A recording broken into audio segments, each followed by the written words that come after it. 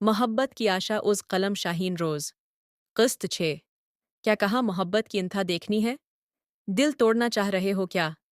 एक बार फिर से वही रूटीन शुरू हो गई और हानिया और मच्छी के पेपर्स भी होने वाले थे। एक दिन इमरान अली ने मरीना से कहा कि मच्छी के लिए एक रिश्ता आया है। हमजा की मंगनी पे उसे सदीकी साहब ने देखा था और उन्होंने ही एक रिश्ता भेजा है।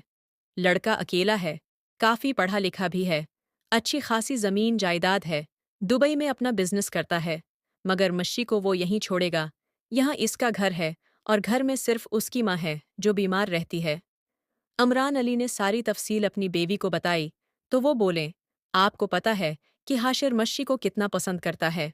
मुझे नहीं लगता उससे बेहतर उसके लिए कोई होगा। तो वो बोली, तुम ये भी तो देखो कि वो हाशिर को कितना नापसंद करती है, लेकिन फिर भी तुम मिशेल से बात कर लेना, वो जैसा कहेगी हम कर लेंगे।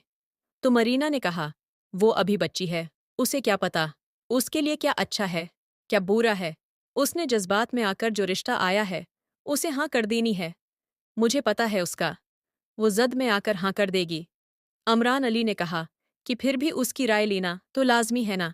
शाम को मच्छी की अम्मी ने उसे अपने पास बुलाया और बोली, मच्छी बेटा देखो, मैं तुम्हारी माँ हूँ, तुम्हारा अच्छा चाहती हूँ, अगर तुमसे कुछ कहूँ तो मान लोगी?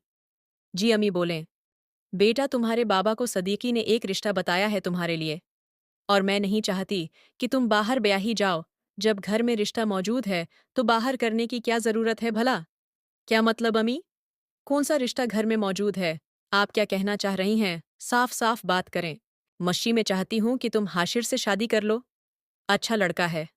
और अम्मी बस, आपको पता भी है आप क्या कह रही हैं। मैं उसकी शक्ल तक नहीं देखना चाहती और आप मुझे उसके सिर पे थोपना चाहती हैं। नफरत है मुझे उससे। तो उसकी अम्मी बोले, इतना ख्याल करता है तुम्हारा, तुम्हारी खातिर सबसे लड़ जाता है और तुम कह रही हो नफरत है तुम्हें उससे? बस अम्मी बाबा ने जो रिश्ता कहा है वहाँ हाँ कर दें और दोबारा इस लंगूर का नाम मैं न सुनून। ये कहकर वो चली गई।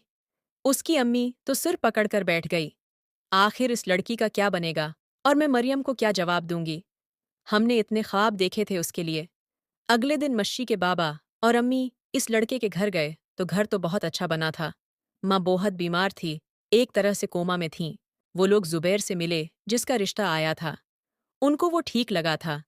जुबैर ने ज्यादा बातचीत नहीं की, मगर उसकी अम्मी को जुबैर की बोली ज़ेनाना सी लगी, मगर वो चुप रहे। वो लोग घर आ गए और इमरान अली ने सारी बात कामरान अली को बताई तो वो परेशान हो गए, क्योंकि वो भी मच्छी को अपनी बहू बनाना चाहते थे। मगर जब मच्छी की जीद सुनी तो चुप हो गए। 2 दिन में ये खबर सब तक पहुंच गई तो हाशिर के कदमों तले से जमीन निकल गई। वो तो सोच भी नहीं सकता था कि मच्छी अपनी जीद में उस हद तक जा सकती है कि अपनी जिंदगी दांव पे लगा दी, किसी और को अपनी जिंदगी की डोर थमा दी। हानिया ने, हमजा ने और उमर ने सब ने मच्छी को बहुत समझाया, मगर वो न मानी और अपनी जीद पे कायम रही।